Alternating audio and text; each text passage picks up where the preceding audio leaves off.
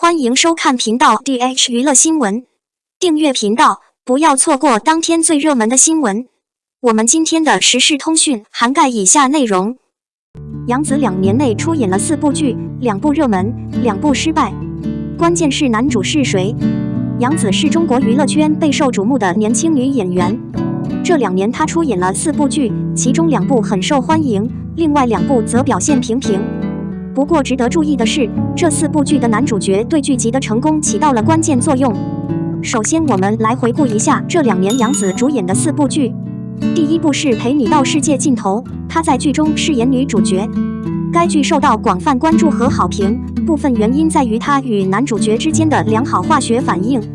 男主角是中国娱乐圈的新生代演员，精湛的表演让这部剧非常成功。第2部剧是《欢乐颂2》，是杨紫再次饰演女主角之一的续集。虽然这部剧也获得了观众的喜爱，但是里面的男主却比较不知名，没有第1部剧的男主那么高调。随后，杨紫参演了一部古装剧《香蜜沉沉烬如霜》，这次她与另一位新生代演员搭档，但该剧并没有想象中那么成功。观众和评论家都认为主角的演技可能是该剧的限制因素。最后，杨紫主演了《陪你到天涯海角》的续集，这次她的主演依然是当红演员。续集也吸引了不少观众，因为他们对这对搭档的化学反应感到兴奋。因此，从这4部剧的表现来看，男主角的选择确实对该剧的成功起到了关键作用。观众往往会根据男主角的魅力、演技以及与女主角的默契来决定是否投入时间观看一部剧。作为一名出色的演员，杨紫的演技和表演一直被认可，但男主角的选角同样重要，因为他们共同构成了一部深受观众喜爱的剧集的成功公式。李现最近在接受采访时真诚地表示，他唯一能做的就是让自己的剧尽早播出。业内演员纷纷发声，不难看出，一部剧在明星遍地崩盘之后，从拍摄到正式开机是多么的艰难。同样来自天涯并与李现合作过的杨紫，前几年也经历了水逆。明明凭借《香蜜沉沉烬如霜》和《亲爱的》2部偶像剧成为国民女神，却最终在簪行记中被埋没，却长期沉寂。幸运的是，她的事业运发生了逆转。从2011年至今，她2年内出演了4部电视剧。在她的主持下，这部剧已经达到了及格线，但其中有些确实很受欢迎。还有一些无论从声誉还是数据上都不太令人满意。2部电影走红，2部电影失败。男主角是谁？太关键了。女心理学家这个概念的深层观念太庸俗了。沉香无法与同时期的苍兰诀竞争，而且明显成粉黑色。鉴于原著的一定知名度，女心理学家的声誉崩溃是出乎意料的。良好的改编和修复可以营造出那种戏剧性的张力。然而剧版却卡在了过审边缘，原本治愈系的力量被改成了冒充王的路线。女主角每次救人都会有一种优越感，让人感觉自己不是得救了，而是必须要懂事。剧情不吸引人，杨紫和井柏然的情侣关系也未能突破。豆瓣也失败了，但沉香片从平台角度来说绝对是盈利的。开播前它是剧王，开播后更是屡次打破全台纪录。应援和严丹的2世爱情故事是替身笑话、跳台笑话、办公室恋情笑话等的集合。编剧不知道大家想看什么，所以就安排了一切。然而，没有比较就没有伤害。如果不是去年苍兰诀的出现，沉香的中国古典美学一定会赢得一致好评。但以苍兰诀作为对比，应援和燕丹的对称美学就有些不足了。程毅和杨紫的组合从一开始就不被看好，杨紫的粉丝甚至拒绝接这个角色。可以说，该剧的粉丝基础没有打好，以至于该剧越播越吸粉，在暑期档没有封顶。我的里的其余部分一波3折终成王牌，长相思为大赛保驾护航并创造新思路，逍遥清醒又悲伤。井柏然诚意没有领先杨紫余生和长相思，用实力证明，只要流量和剧本占据同等量，就能成为男神。余生拍摄于2019年，原本有消息称将于2019年上映，然而一再推迟，我们等到了3月寒冷的季节才见到你。幸运的是，当时的肖战和杨紫不仅没有失去人气，反而逐渐登上了顶峰的位置。所以虽然是积压剧，但余生一点也不弱。顾伟和林志霄的爱情清新又甜蜜，在甜宠剧领域绝对算合格。再加上2位主演的号召力，轻松拿下各个榜单的榜首不成问题。肖战的粉丝基础摆在那里，而长相思则以新鲜感取胜。过去的古装言情剧中有很多不被男主喜爱的女性角色，蝶恋中唯一的女主角逍遥深受大家喜爱，一起度过童年的哥哥星轩也对她念念不忘。他捡到的乞丐徒山井深爱着她，但一开始他无法对付她，但后来他逐渐发现他的灵魂伴侣香柳可以为他牺牲。换回女装后，凤龙看到小瑶就走不动了。这本可以是玛丽苏的故事，但出自桐华的笔下。拥有万千宠爱的逍遥，也有100年的孤独和种种折磨。我害怕孤独，害怕别人的爱会消失，所以我别无选择，只能保护自己。逍遥的清醒悲伤被杨紫演绎得很好。张晚怡、邓伟达、谭健次3张脸拼在一起做节目，对观众的眼睛很友好。这部剧的爆火完全是预料之中的事情。长相思见面会票价曝光，价格惊人。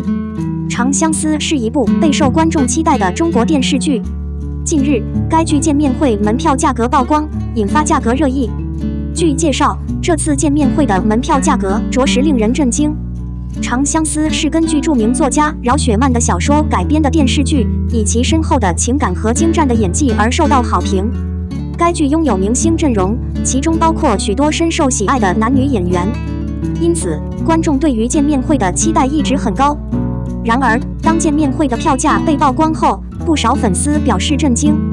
据相关消息显示，最低级别的门票价格已高达1000元，而最贵的 VIP 票则高达5000元。这样的价格对于普通观众来说几乎是无法承受的。消息一出，立即引发热议。有观众表示很喜欢这部剧，但票价太高，望而却步。一些粉丝表示，他们对价格感到失望，并认为名人应该更容易接近他们的粉丝。不过，也有人认为明星的价值是无法估量的，所以票价高也是可以理解的。他们愿意付出高昂的代价来换取接近偶像的机会。此外，还有人指出，这样的票价可能有助于维持艺人的高薪，从而吸引更多优秀演员参加类似的会议。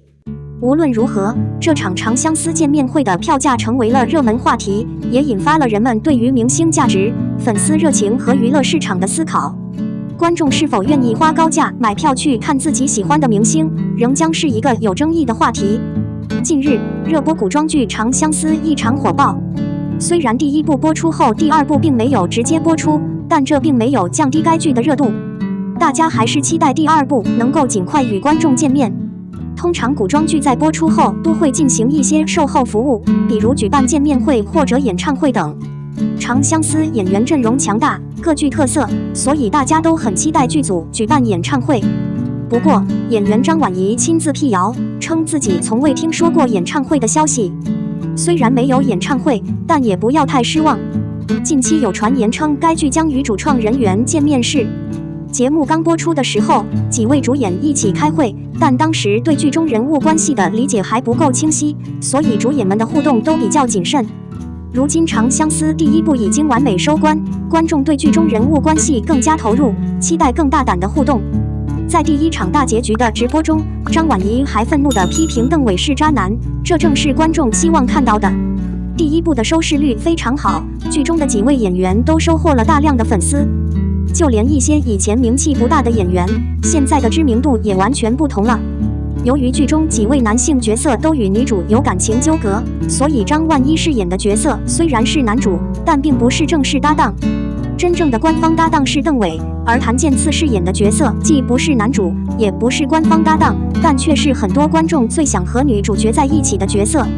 这部剧中复杂的人物关系引起了粉丝和各路 CP 粉的激烈争议。争议越激烈，这部剧的热度就越高。见面会的消息一出，粉丝们就开始各显神通，为自家艺人准备资料。在热身过程中，球迷们在宣传上的努力就已经可见一斑。如今，不仅从粉丝的态度就可以看出，这部剧已经有了一定的火爆程度，而且见面会的门票价格也高得离谱。